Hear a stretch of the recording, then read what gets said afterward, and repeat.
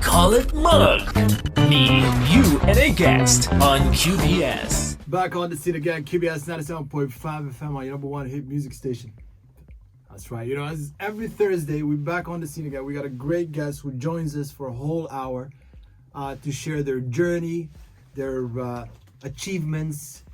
And with this guest tonight, you got a lot of achievements, bro. I don't even know where to start. We're talking about 16 gold medals. We're talking about 3 Olympic gold medals. And I didn't even count, you know, the silver and the other ones. You got a long list of achievements. I don't even think an hour would be enough.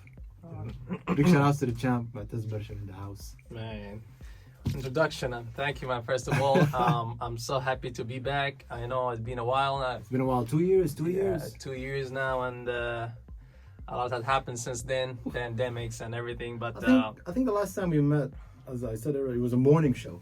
yeah.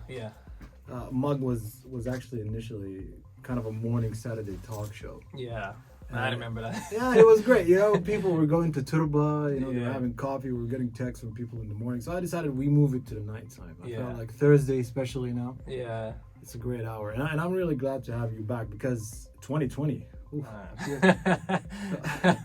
Man, I kept seeing you everywhere. I kept being seeing you busy. more than my friends. man, being busy. To be honest, being really, really busy. We've been moving a lot. Of course, at the beginning, after 2019, and the pandemics and everything were happening, it's been really tough. I know, and everyone. So I'm not just sitting here complaining only about us. I know this pandemic affected everyone around the world. For me personally, for my team, it's been tough because we couldn't do anything. Yeah. As a professional athlete, it's very important to stay top of my game. It's very important to stay consistent of my trainings program, what I'm doing. And of course, because of the pandemic, we're not able to do anything. Yeah. Even Very limited. Definitely. Even us as professionals, we didn't have no access to stadiums, to anything. So basically, I was literally home. And, you know, I gotta do what I gotta do, you know. But that must have, look, you know, I got a lot of athletes here in the studio, but when it comes to you, I'm talking, you're a world-class athlete. Yeah. You're ranked at number 7, the top 10 athletes in the world, you know? Yeah. So for you, that must have been a major anxiety crisis, you know? Yeah. You got the Olympics coming up. Yeah. It's 2019. We're talking the Olympics here, you know? So You how know. did you deal with that? I mean, to be honest, it's not easy. It's tough. Yeah. But I have a great team around me. I can't always say just me, myself. So I believe in myself. I believe in my coach, my physio, my doctor, my agent, everyone that's around me to get, you know, to make sure that I always stay on top of my game. And I would think so. For 2020, the case was more tougher mentally than physically. Yeah. Physically, of course, if you have enough time and you manage to stay healthy free, you know, stay away from injuries, it's just a matter of time till you get your body prepared to a certain level. But the problem now was mentally because nothing was certain, nothing was sure. We don't know what's gonna happen. Normally, when I start to have targets, you know, we have a schedule 1, 2, 3, and 4, and then we set our schedule based into that. But now we don't know. Yeah. There is nothing sure. Nobody can tell you an exact date. Is the Olympic happening? It's not happening. Shall we go full on training? Shall we wait? So it was very difficult. And then, as I mentioned earlier, like I could just train home, literally use whatever I can. Really? Yeah, pick a bottle of water, Yeah. go up down the stairs, whatever. Just to, yeah, that type of stuff. Trust me. But it was really, really tough. As I say again, like it's in any situation, I like to find the one positive thing and just focus on that. Yeah. So at the beginning also it was all over the news that the Olympics might not happen. It might happen.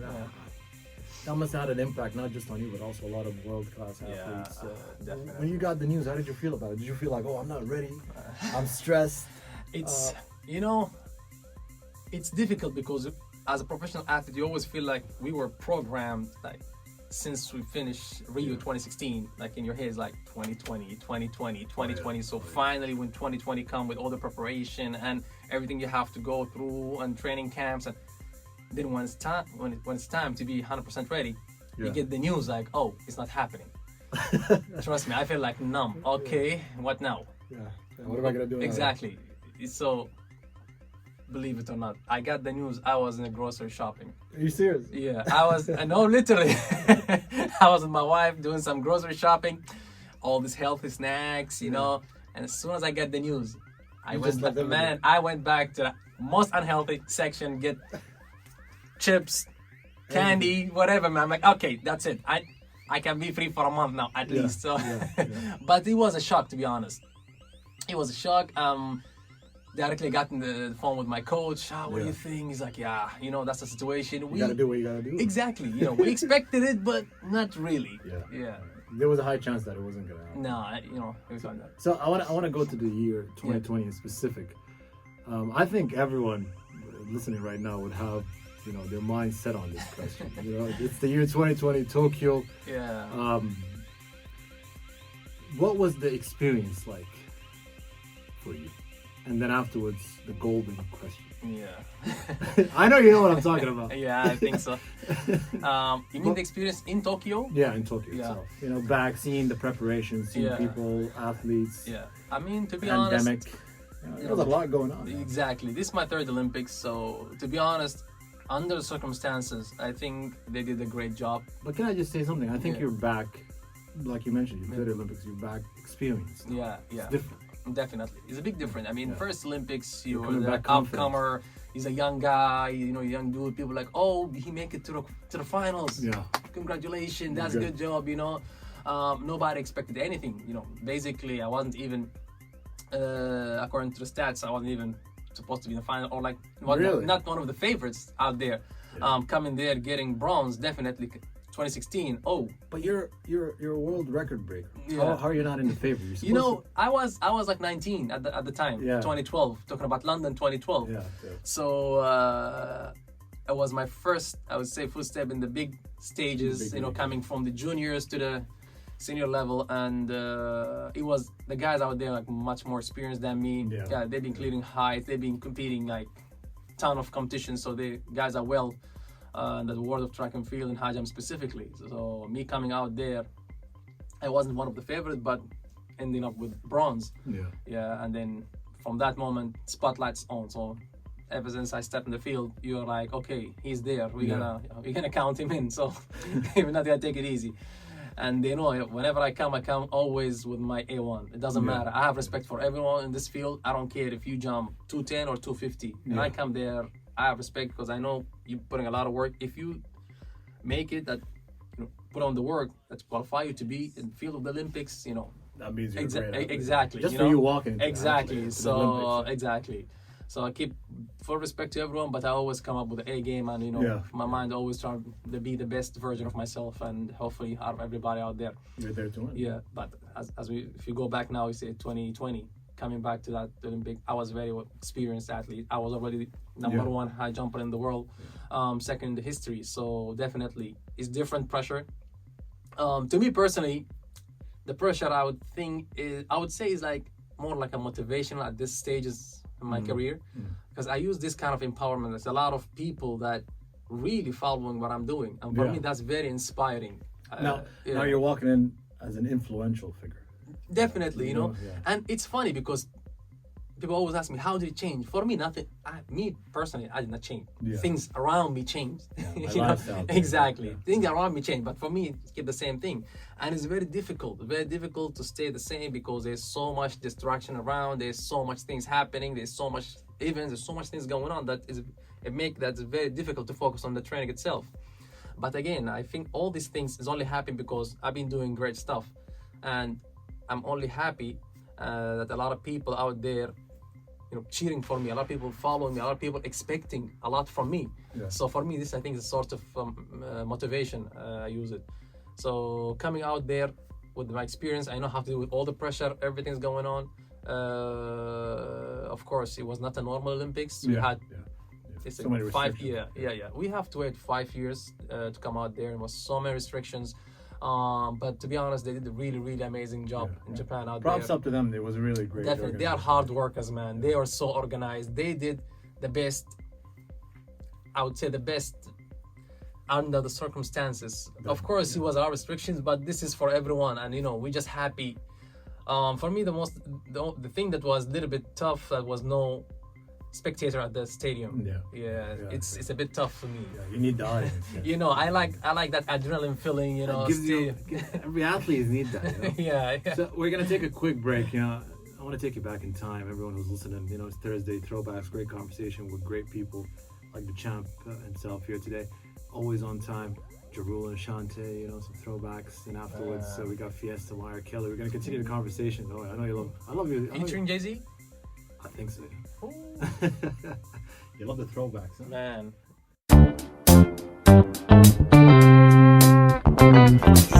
We call it Mug.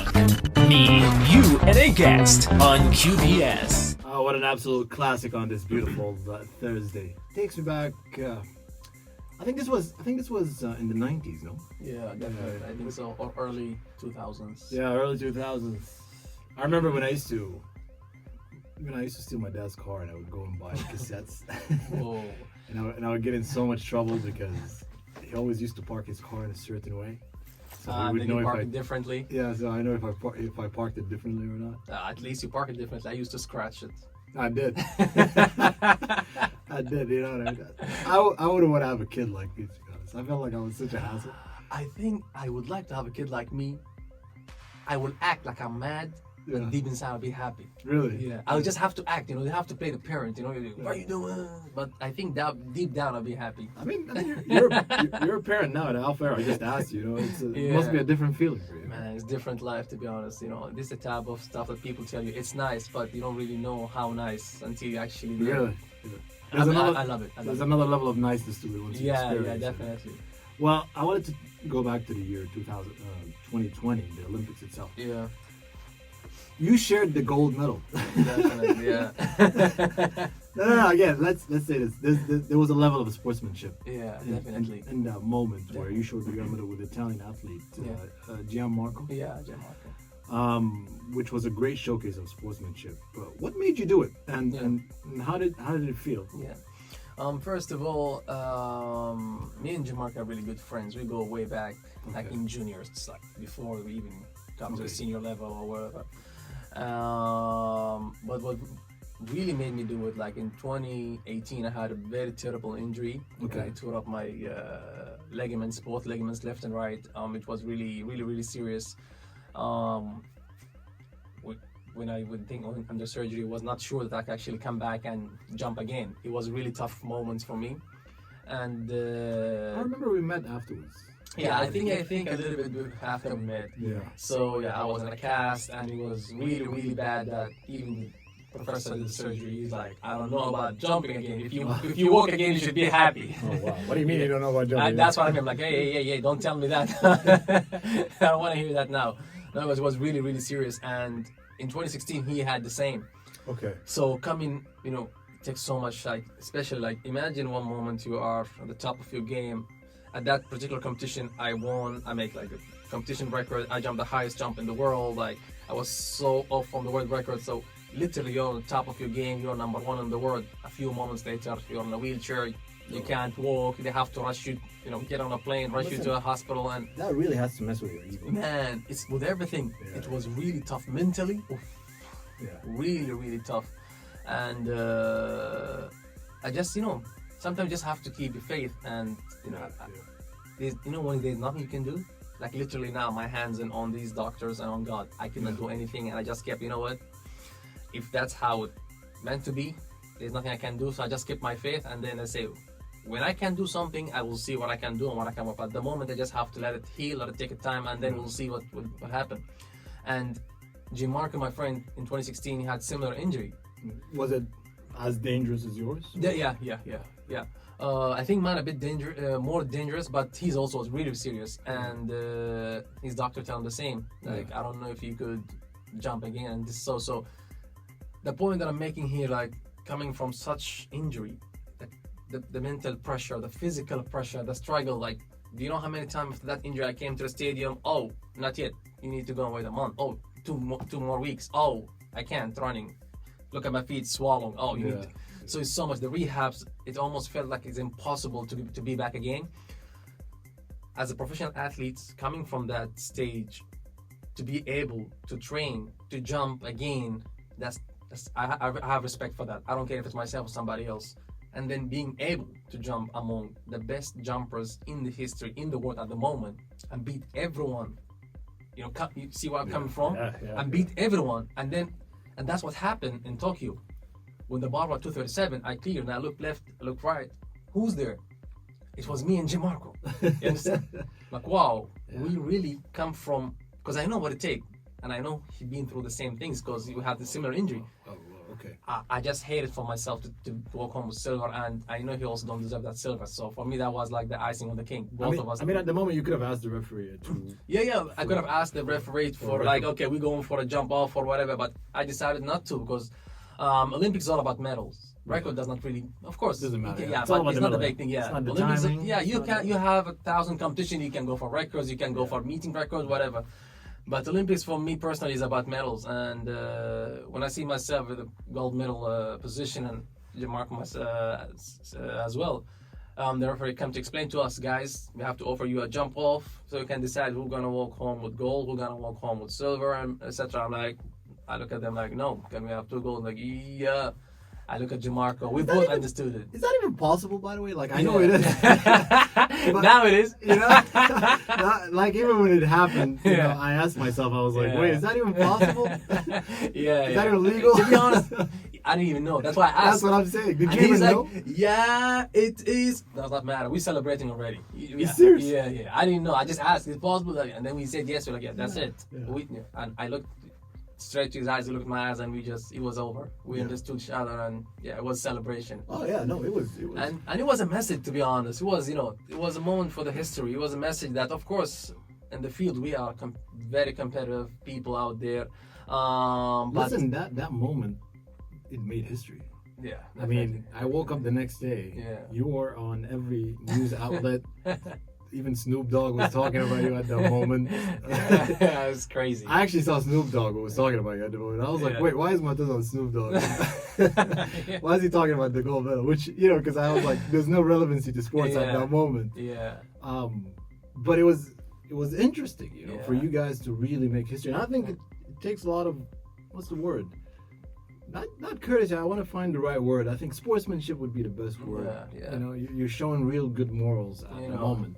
You're schooling athletes about. At the end of the day, it's a sport. Yeah. It doesn't matter how competitive we get. We can be sometimes like beasts on the stadiums. Like we have so much clashes, but at the end of the day, we cannot forget that sportsmanship. I know there's a lot of people out there get inspired by us. And to be honest, when that happened, I didn't know how big this was until competition finished, and I went back and everyone came to me and tell me exactly how they felt. Oh, I broke the screen, I was crying, I was jumping. It was, and people still keep telling me, and then I'm like, wow, this really touched a lot of people's heart. Yeah. Man, I'm just humble, man. It's making me really feel good. Yeah. Just reminding me of it kind of got me a little emotional. We shouldn't be getting people emotional on Thursday, right? No, not today. Not today. It's Thursday. It's a great vibe.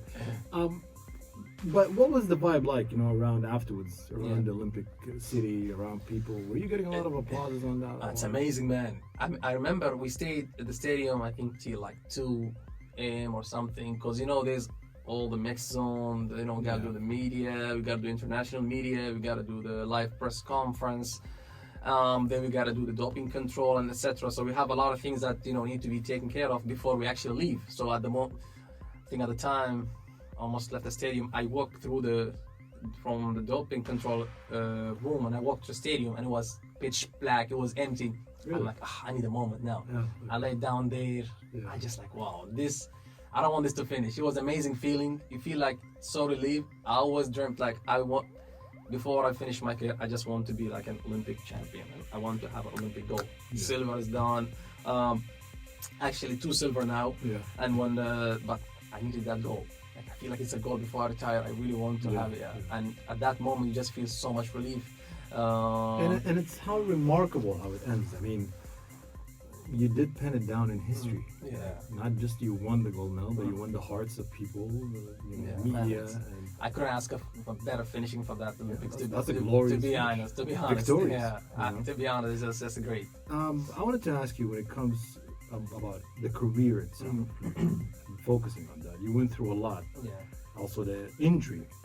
Did you ever just take some time to think on your career and how far you've come? Yeah. I think about that every now and then, to be honest. When you start as a youngster, you have so much to achieve. You have so many different targets, you have different goals.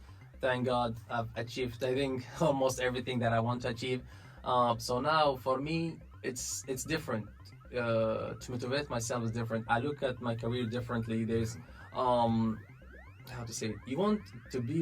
You think about how do you want to be remembered, Yeah. and then I'm not which competition I'm targeting and why I'm targeting these competitions. Like, so definitely the goals are shifted, but as long as I keep waking up in the morning, I still have that hunger in me. I know that Yeah. I'm going to fight. So for me, to be honest, I feel like I'm motivated by life. I have a lot of things to do in terms of my career track, and I want to do the most before I retire. Yeah. Because I know that probably after retire there's probably more work than now in Yeah. terms of things that I really want to work on, in terms of projects, in terms of all this experience that I've been collecting through the years. It's the only right to give back, so I want to find a way to give back to the people, and hopefully they can be beneficial things. That's beautiful. That's beautiful. We got more questions for you. You're not leaving here anytime soon. So. No worries. I'm here to be asked, man. We got Summer Walker and Senator coming up your way. No love, but we got lots of love tonight for everyone tuning in. Big shout out to you. If you got any questions for the champ, you can definitely hit us up on the number 92627 or on our official QBS WhatsApp number. You can follow us on Instagram, QBS Radio.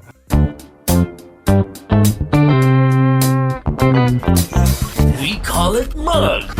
Me, you, and a guest on QBS. Wherever you are around the country, keep it locked to QBS. Big shout out to my guest joining me in the studio, champ Mutaz Barshim. No need for introduction. You know who he is. It's been a great 40 minutes of conversation. We still got a couple of questions for you, Mutaz, just to know how you were dealing with the past 2 years and also what your journey. When it comes to high jumping, it takes a lot on your body. How do you cope with this training?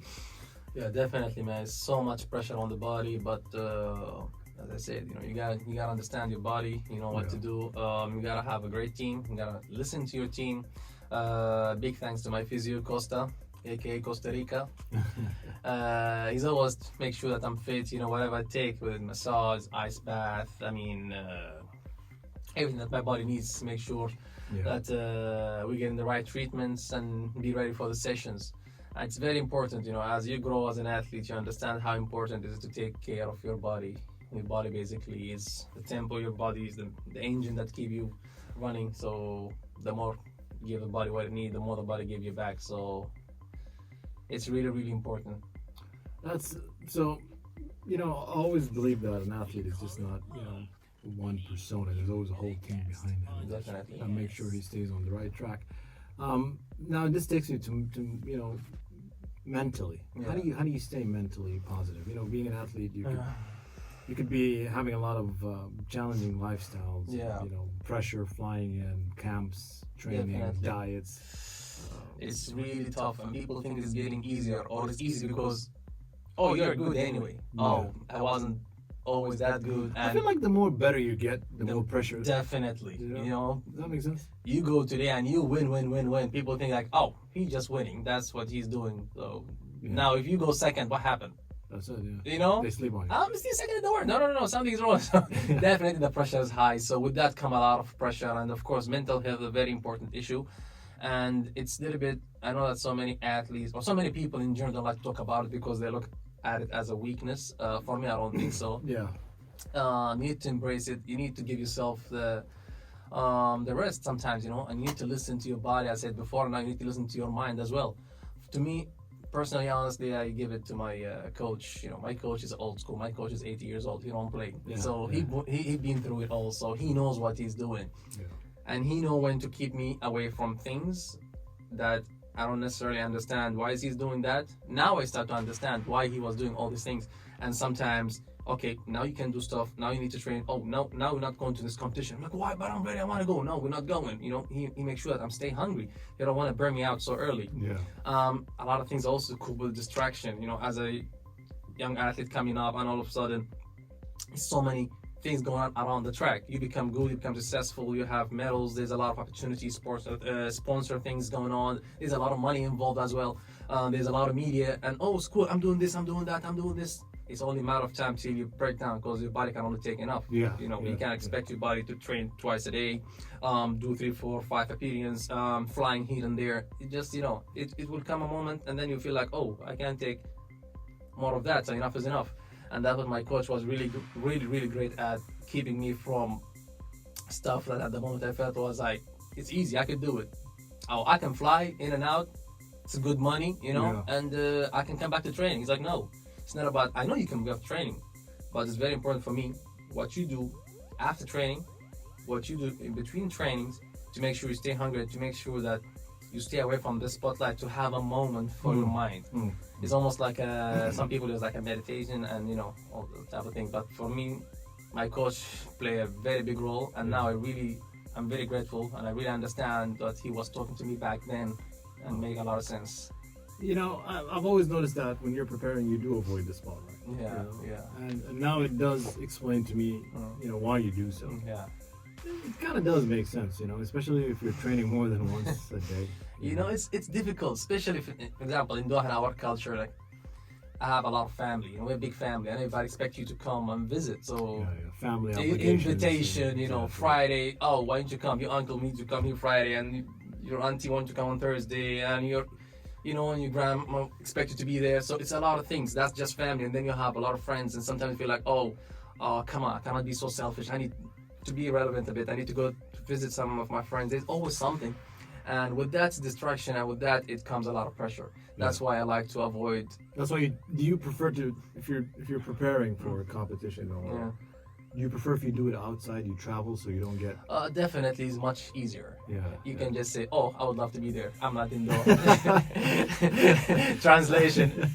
I'm glad I'm not there. I can train and focus on myself a bit. That makes sense. But to be honest, professionally, yeah, it's needed. You need to sacrifice some things. Yeah. And sometimes, even for myself, it's really, really tough. Imagine I cannot go to some of my best friends, like weddings, celebrations. It's really tough because, you know, some things does not come back with time. But you have a target, and to sacrifice is a necessary to sacrifice to achieve your target. So, yeah. I feel like you're 30 now, right? Yeah. Yeah. So for the past, you've been doing it since, you know, since teenagehood. So Yeah. probably for the past 14 years or so. Definitely. Because I've seen you as a young athlete, and I'm, you know, people don't know, we know each other way back, you know, and to see you now, and to see you then as a young athlete, who you were always on your own solitude journey, where you felt like, by seeing you, knowing that, okay, you know, there's time to socialize and there's time to focus on my training and my development as an athlete. It takes a lot of commitment, but not just also commitment. It takes a lot of acceptance that you're missing out on a lot of social moments. Definitely. You know, but you prioritize something, and then, you know, you have to achieve it. And I think I had something in me that's some drive, that I have some targets and I really wanted it so bad. And for me to achieve that, it was mandatory to skip a few things in my life.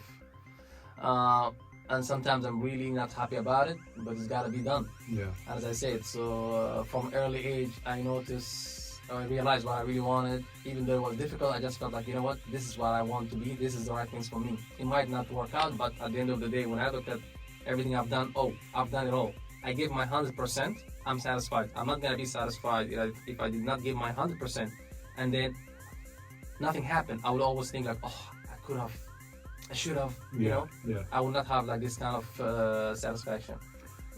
Speaking of mentalities, Yeah.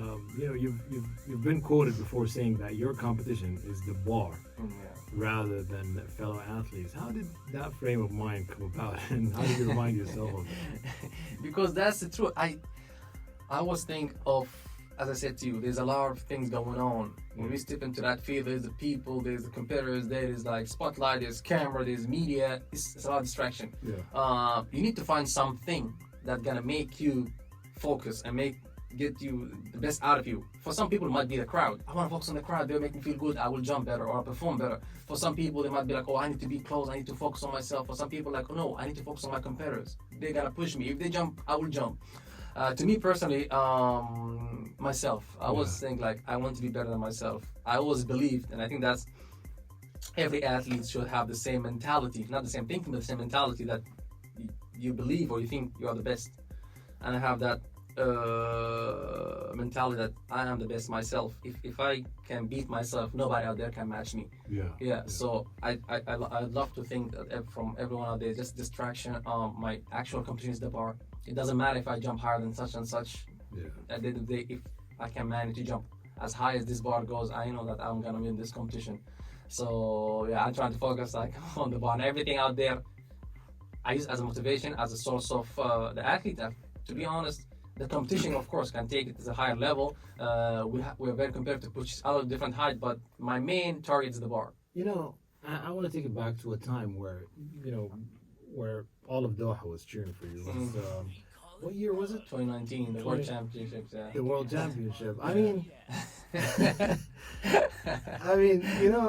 was sitting in the booth and I was watching you, and I was like, I don't even want to be here at the moment. You bring the gold, there's glory to it. Yeah. But if you did, woo. there's because all of the support that was happening at the time, I literally had a feeling, some sort of sympathy towards you, because the pressure that I know you were going through, it shows on an athlete. Yeah, definitely. You got the whole country cheering for you.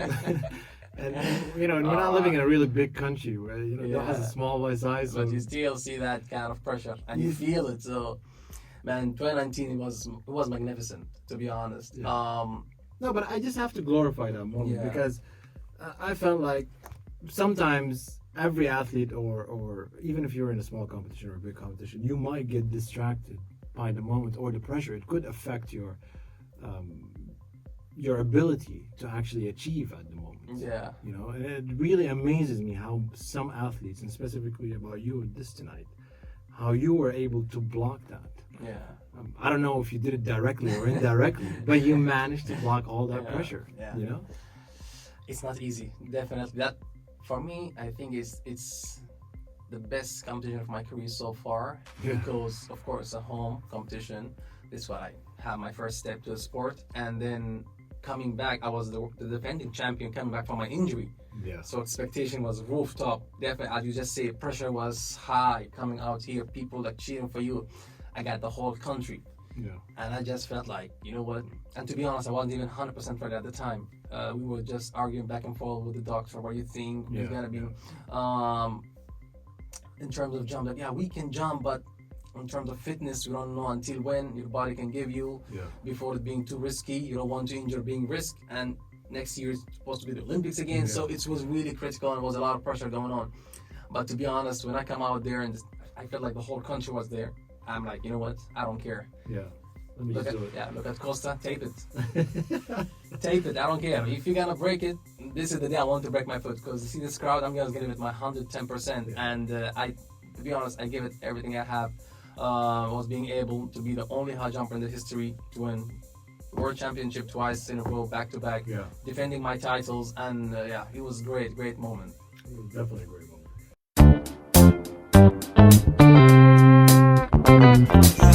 We call it M.U.G Me, You, and a Guest on QBS. Back on the scene again, QBS 97.5 FM. Happy Thursday to you. We got around 10 minutes. We'll be halfway through the last hour of the show. Still enjoying the conversation with the chap, Mutaz Barshim. Needs a little bit of introduction. He definitely does not. 3-time Olympic champion and currently a holder of 16 gold medals. Big shout out to you, chap. So, we wanted to talk about your life outside of the track and high jump. We've seen you take other sports such as golfing. Can you tell us a bit about that experience? Also, you've been with. Also, who has been someone that you wouldn't have expected to play with? Someone that. What you saying? You mentioned that? Someone you wouldn't expect to play with, you actually did play with. Okay. So, to be honest,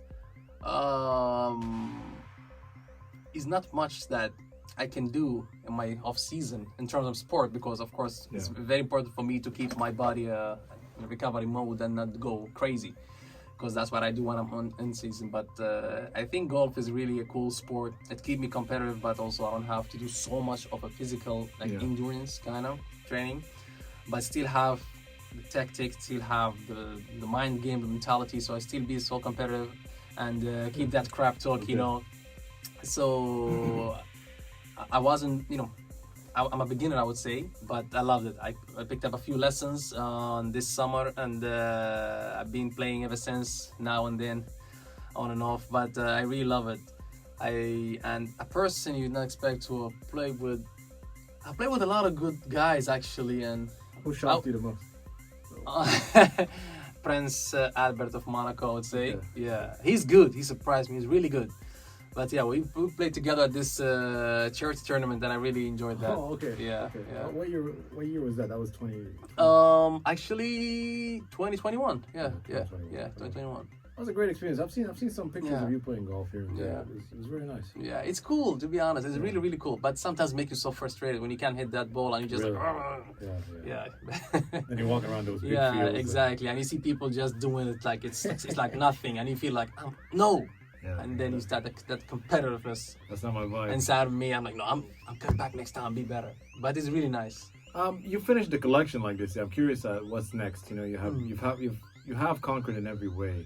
Is there still enough ambition and drive to compete in major competitions? Yeah, I mean, as you mentioned, I have won the gold medal of every major championship, and it will always be what's next. Yeah. Yeah, medals is done, as I mentioned earlier. Now for me, next is make sure that my name's gonna be mentioned as long as this career sport exists, and I have different targets, and these targets actually keep me hungry and keep me really on my feet, Yeah. and I still have that hunger in me. Because you know what, I love your what's the word? Your different focus. I mean, you're into fashion. Yeah, You're into different sports. Definitely, You know, you're also into Formula One. You know, Yeah. I've seen you in so many different. yeah, What's the word? Fields yeah. to do so, and you seem like you actually enjoy it. Yeah. You know? My sport take most of my time, as a professional athlete, and that's only the way to be best. That's the only way it goes. But I have different interests as well. I love fashion. I love arts. I love movies. The movie industry, I think, is very interesting to me. Motorsport. Recently, I think the past 5 years or so, I was really deep into motorsport. I've been watching Formula One. I've been to a few races here and there. So, and these are the kind of thing that I really enjoy, and I like to attend or like experience most of it with my time off, and something that just keep me off track and still like trying to not forget to enjoy my self as well. Any words of advice for those who's listening? You know, from your perspective, from your experience. It's Thursday. Come on, you gotta give me something. About it. But what you talking about, advice in the sport world, or like in terms of All from your journey, a lesson you learned. in general, in life general? You've had a long journey. Yeah. Not to take anything for granted, I would say, and trying to find the balance. Yeah. One of the most important things I learned through my career is like to find a good balance. At one point of my life and my career, I was like a stone focused, like over, and I was literally feel like I need to do training, come back, like myself in the room, go back to train again, and that's the only thing you can be better. As I grow up, and I learned that was really I wouldn't call it a mistake. I was like I experienced that. I learned that is not necessarily helping me, actually, rather than affecting me. You need to find the right balance. When is to switch on off your mind. You need to, when it's time to be professional, but also don't forget to enjoy yourself, and also let yourself breathe a bit, because that's the only way you can keep on going for such a long time. You know, speaking of that, so many times we did focus on certain topics that were targeting this specific, topic that you mentioned, which is balancing your life. Because a lot of time people just focus on One career, on one goal, and then they neglect every aspect. A lot of the times they tell me, "Hey, would you like to do this?" Even if I work here, but like, no, I do enjoy my spare time. I do like to do nothing. Yeah, exactly. It's very important. I mean, in life in general, there is up, there is down, there's left, there's right, there's hot, there's cold. So balancing everything, I think if you find the right balance, and it doesn't matter whatever you do in your life, whether it's like it's education, whether it's like sport, whether like whatever it you do or whatever you feel you have an interest to, if you find the right balance, I think that's the only way you can actually enjoy what you do and be great on what you're doing. True. It's a must, because you as a human being, you shouldn't just mobilize yourself on Definitely. to actually just set your life all into one goal. Definitely. You know, you still need to socialize. You need still family life. Exactly, You still exactly, gotta do you know. some You gotta different live, you know. activities, Yes, sports. yes. You know, find something for your mental health. Lastly, where can our listeners go to keep up with you? You know, if they want to watch you, stay in touch. To be honest, I'm a really boring person. I like to stay home most of the time because I'm never home. I'm always traveling. I'm always on the move. So when I'm in Doha, I like to be home. Yeah. I know Uh, that feeling where you just don't want to do anything. most of the times now, yes, because I do a lot. Yeah. That's the only thing. But I'm always at the track, to be honest. I train now, prepare for my next season coming up. We have a big season ahead. 2022, we have the World Championship in the US. We have the Asian Games. We have the Diamond Tour. So there's a lot of things that on the calendar. Aside from that, I'm also actually finally in the final stages that from releasing my book. We were working on a date now. You know what? I was actually before you even said this, I was gonna tell you you're planning to write a book. Yeah. We're finalizing now the final stages. We just need to find a good date, set a release date, and so I just chose to talk about different topics. Is it in English or Arabic? Both. Yeah, it's gonna be both English and Arabic version. Okay. So keep me busy. A few things that keep me busy. How long have you been working on it for? I would say just since 2019. I think after my injury and come back, I feel like it's the right time. But then, of course, a lot of things have So it's a changed. biography in a way? Yeah, not necessarily, but yeah, it certainly biography. Some of like, I would say more like story of what I've been through. Okay. It was through my sports career as an athlete. And, I think that's actually very Yeah, important for yeah. professional athletes to somehow document their journey. yeah, I mean, it's very important. We all seen the documentary of Cristiano Ronaldo. Yeah. And also Kanye West, for example. For example, You yeah, know, and I feel like as a major athlete yourself, with so many accomplished and breaking world records, you Yeah. do need documentation. you know? definitely. And for me, I think it's very important to me personally because sometimes it's funny because sometimes, you know, as we grow up and we forget a lot of things that even I know it's myself, but I forgot a lot of things that I've been through. And then when I go back and watching some of the videos that I have of myself, like let's say 10 years ago when I'm jumping or something, like it's so motivational to see that you appreciate yourself, how far you come and all these things. So I just think it's very important also for the people to understand that you as an athlete, you have also a different life and different stories and they can relate to.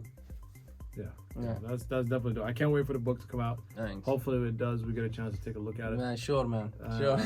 And also, for all those tuning in, big shout outs to the champ for joining us today. Big Thank shout outs to you. the social media team in the back. Also, Josie in the back. Also, until we meet again, champ, you've been great. I'm really Thank happy to you. have you here in the Thank studio you one very more much. time.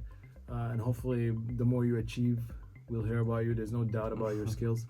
And hopefully, until we meet again. Yes, thank you, and thank you for having me, and thanks for everyone at the station. For all those that tune in, we got a great track coming up here. I want to take you to the year 2018, Heartbreaking in Encino Hills by